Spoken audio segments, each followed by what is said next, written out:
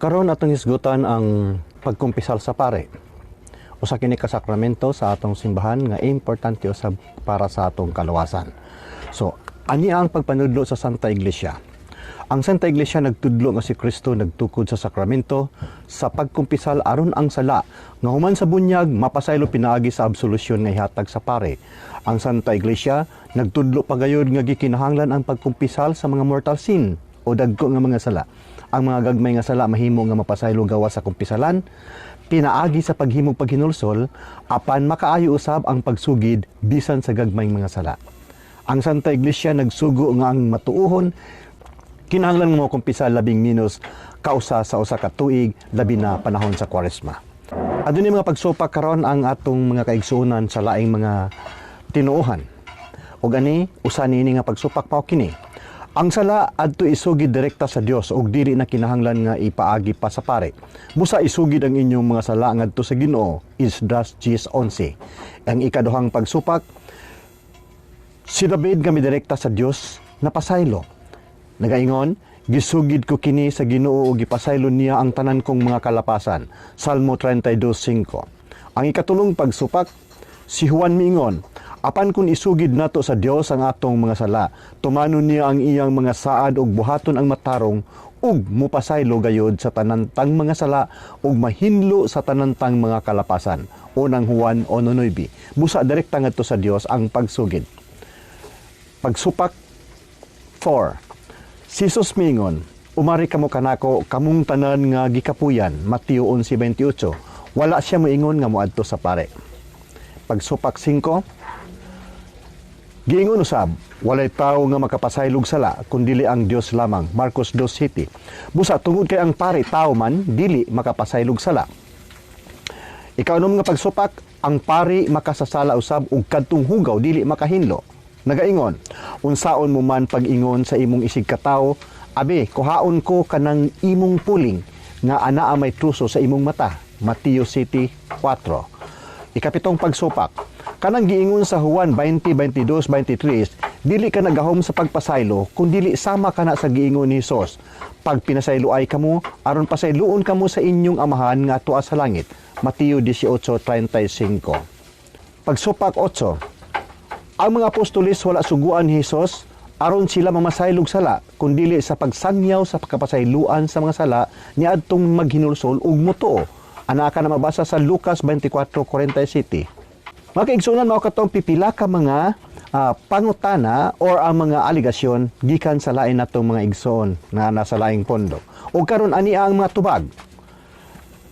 Si Kristo mianhi sa kalibutan aron pagpasiguli sa mga makasasala ngadto sa Dios ug aron ang tanan magpuyo dinhi sa grasya ug makabaton sa kinabuhing dayon.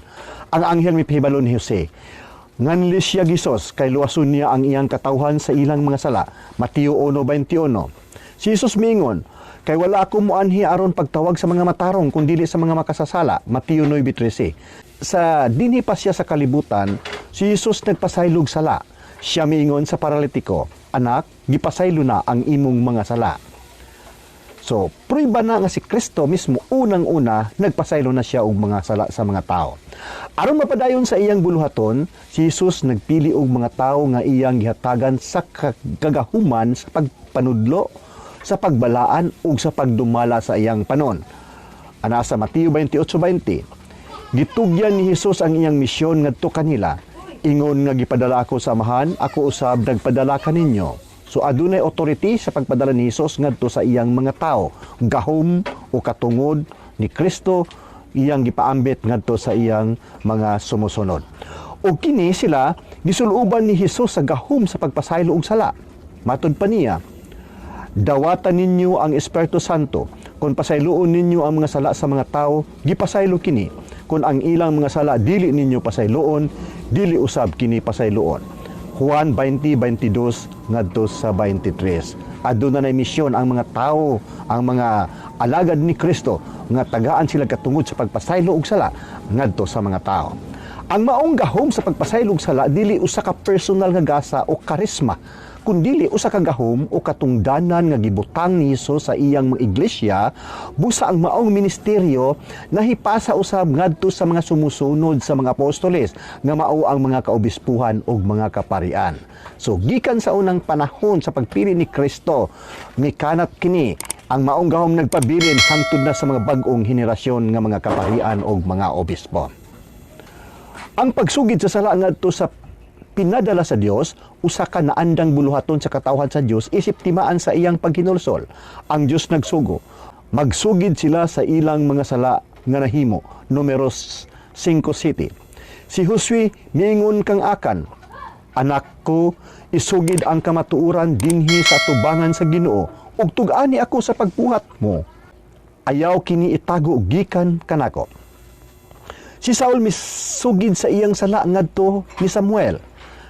Nakasala ako kay gilapas ko man ang imong mga pulong. Busa karon hangyoon ko ikaw nga imo akong pasayloon. Unang Samuel 15:24-25.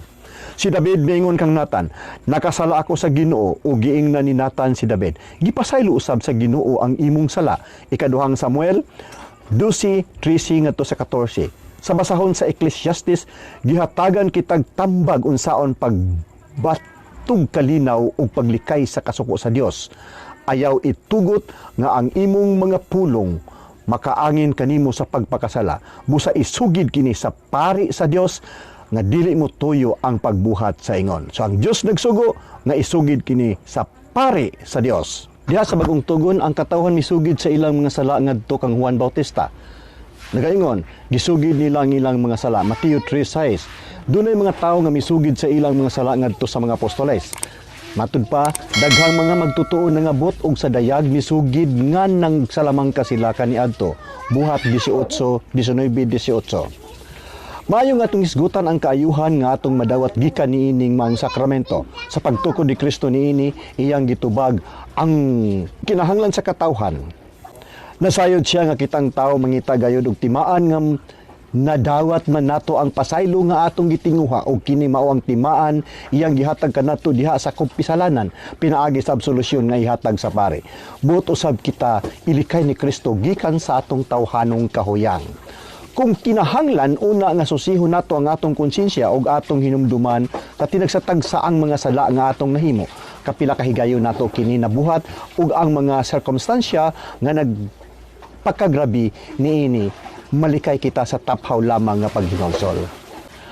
Aron atong madawat ang mga bunga niining maong sakramento, kinahanglan ang paghimo sa maayong nga pagkumpisal nga mao kining mosunod. Una, pagsusi sa konsensya. Matud pa, susiha og hukmi ang inyong kaugalingon aron pagtino kon nagpadayon ba kamo sa pagtuo. Ikaduhang Korinto 13:5. Ikaduha, ang paghinulsol nga mao ang kasubo nga atong bation gumikan sa sala. Matud pa, kaya ang kasubo nga gikan sa Dios makapahinulsol og makatultol kaninyo ngadto sa kaluwasan. Ikaduhang Korinto 7:10. Ikatulo, ang pagsugid sa sala ngadto sa pare. Nagaingon, kadtong nagatabon sa iyang sala dili mo uswag apan kadtong nagasugid sa iyang mga sala makadawat og kaluoy. Proverb 18:13. Og ikaupat, ang paglikay sa okasyon kun kahigayunan sa pagpakasala nga mahimo nga tao, butang o dapit. Ang maalamon maglikay sa peligro apan ang buang-buang magpaduol hinuon niini. Proverb 14:16. O panultihon 14:16. Ikalima, ang pagpinitinsya isip timaan nga andam na kita nga mabuhat sa kabubuton sa Dios. Nagaingon, apan bisan karon paghinulsol kamo sa kinasingkasing og balik kadako nga magpuasa, maghilak og magbangutan. Joel 2:12. Karon atong tubagon kadtong mga pangutana nga ganina atong gisaysay. So, mao kini ang mga pangutana.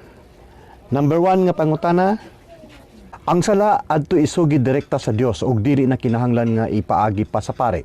Busa isugid ang inyong mga sala ngadto sa Ginoo. Esdras 10:11. og kini ang tubag.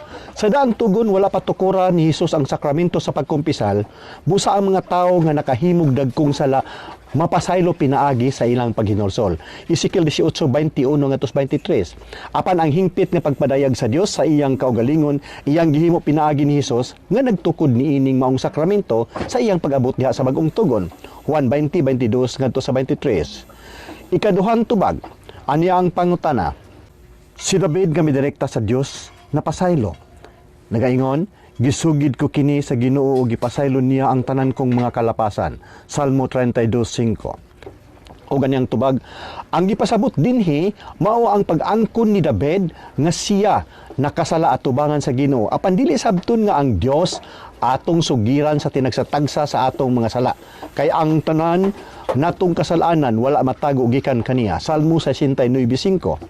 Ang tinagsatagsa nga pagsugid sa sala adto itugan sa iyang mga pinayalan. 2 Samuel 12 ngadto sa 14. Ikatulong tubag, ug ganiyang pangutana. Si Juan miingon, apan kung isugid nato sa Dios ang atong mga sala, tumanon niya ang iyang mga saad ug buhaton ang matarong ug mupasaylo gayod sa tanantang mga sala ug mahinlo sa tanantang mga kalapasan. Unang Juan 1:9. Busa direkta ngadto sa Dios ang pagsugid. Ani ang tubag?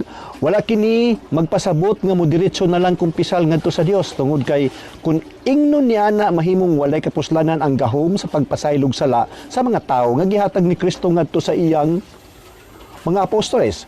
Juan 20:22 ngadto sa 23. Ikaupat ka tubag, mao kini ang pangutana. Si Jesus mingon, umari kamo kanako kamong tanan nga gikapuyan. Mateo 11:28. Wala siya moingon nga moadto sa pare. Ani ang tubag? Ang atong pagduol kang Hesus nagpasabot sa atong pagkaandam nga mutuman sa iyang paagi. Mateo 7:21. Ang sugo ni Kristo sa pagduol ngadto sa pare nalakip na sa iyang paghatag kanila sa gahom sa pagpasaylog sala. Tungod kay dayag na lang nga ang mga sala nga kahatagan nilang pasaylo mao lamang kadtong nasugid diha sa pagkumpisal. Ikalimang tubag o gani ang pangutana. Giingon usab, walay tawo nga makapasaylog sala kundili ang Dios lamang. Marcos 2:7. Busa tungod kay ang pare tawo man dili makapasaylog sala. Ani ang tubag, tinuod ka na ang Dios lamang ang makapasaylog sala isip maoy tinubdan sa pasaylo apan dili kita makapugong sa Dios kon ang maong gahom iyang itugyan ngadto sa iyang mga pinadala. Juan 20:21 ngadto sa 23. Si San Pablo miingon, si Kristo naghatag kanako niining buluhaton sa pagpasiguli. Ikaduhang Korinto 5:18. Tubag 6 ug aniyang pangutana, ang pari makasasala usab ug kadtong hugaw dili makahinlo. Nagaingon, unsaon mo man pag-ingon sa imong isig katawo, abi kuhaon ko kanang imong puling nga anaa may truso sa imong mata. Mateo 7:4. O ganiyang tubag, ang gitudlo ni Kristo dinhi mao ang dili paghukom sa atong isig katao o ang dili paghunahuna nga labaw kita kabalaan kay kanila. Ang gahom sa pagpasaylog sala wala mag-agad sa katakos sa pari kun dili sa mga pulong ni Kristo. Kung pasayloon ninyo ang mga sala sa mga tao, gipasaylo kini. Juan 20:22 ngadto sa 23. Ikapitong tubag, mao kini ang pangutana. Kanang giingon sa Juan 20:22-23, dili ka nagahom sa pagpasaylo kung dili sama kana sa giingon ni Hesus. Pag pinasaylo ay kamo aron pasayloon kamo sa inyong amahan nga tuwa sa langit. Mateo 18:35. Ani ang tubag? Dakog kalainan ang gihisgutan ni Hesus diha sa Mateo 18:35. Mao ang atong katungdanan sa pagpasaylog sala sa usag-usa. Isip kondisyon aron ang Dios mo pasaylo sa atong mga sala nga iyang gitubong alang sa tanan. Diha sa Juan 20:22-23, maklaro nato nga gahom kini sa pagpasaylo og sala sa dili pagpasaylo sa mga sala sa mga tawo nga gihatag ni Hesus ngadto sa iyang mga apostoles ug niadto mupuli sa ilang katungdanan. Tubag 8. Ani ang pangutana?